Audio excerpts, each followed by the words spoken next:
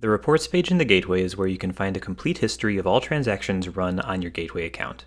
This page is broken into two sections, the transaction snapshot and search transactions. We'll come back to the transaction snapshot, as search transactions is where most people will spend a lot of their time. The search transactions form will return a list of transactions based on the criteria provided. As you can see, there are quite a few fields available, and you can fill out as many or as few of these as you would like. The only fields that you must fill out are the start date and end date. By default, we show you the current month, starting from the 1st all the way to present day. For many merchants, that may be all they need to search for their transactions, so I can just hit submit. This generates a report with all the transactions run in the current month. As you can see, I have a number of sales, voids, authorizations, captures, refunds, along with a summary of each transaction.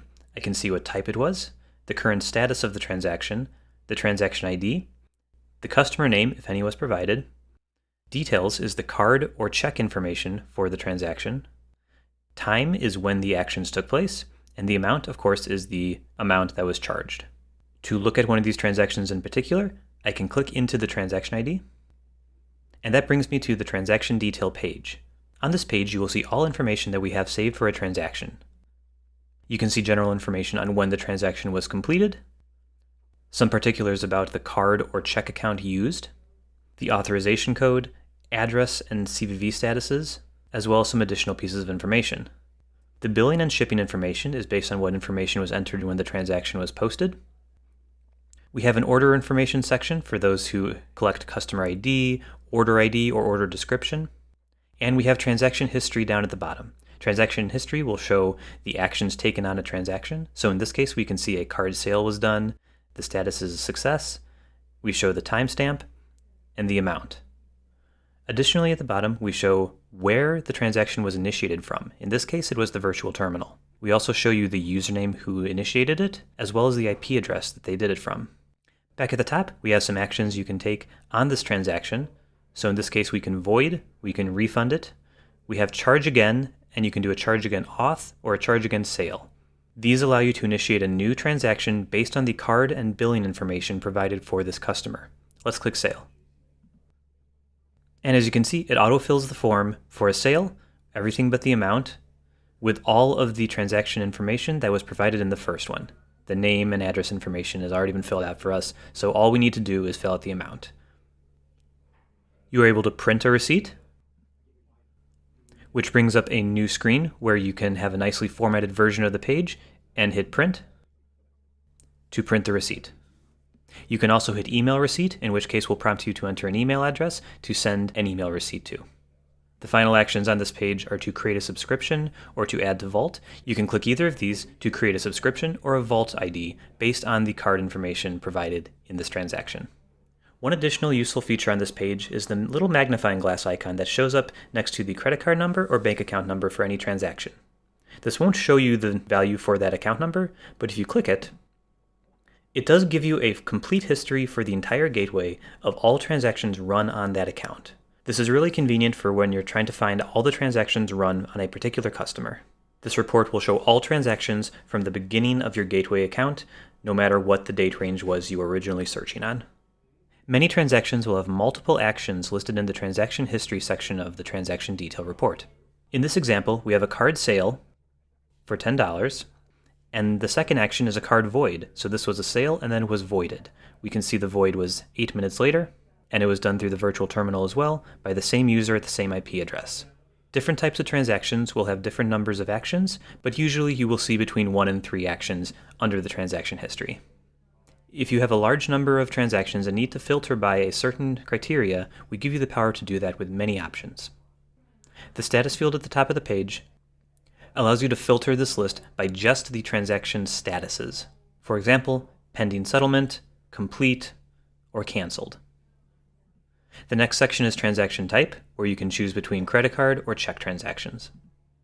Action type is where you can tell us if you want to see results for sales, refunds, captures. The processor dropdown will appear if you have multiple credit card or check processors on your account, so you can see just those transactions run on a particular processor. You can also filter by mobile device. No mobile device is checked, so that'll show all transactions from any source. The next fields are all relatively self-explanatory. If you have a particular transaction ID, you can search for that. Same with an order ID, a platform ID, or a customer ID. Last name is going to be the customer's billing last name. Company, if company was entered. Email address is going to be the customer's billing email. Account number is where you can enter the credit card or checking account number that was used for a transaction. You can search for either the last 4 digits of the account or the full number. You can see this account has a field called Beans. This is for a merchant-defined field that I have created for this account. All merchant-defined fields will show up on this list that you have created, and you can search based on their values. Amount range is where you can tell us the dollar amount that you want to search for. For example, I could search for transactions between $50 and $100.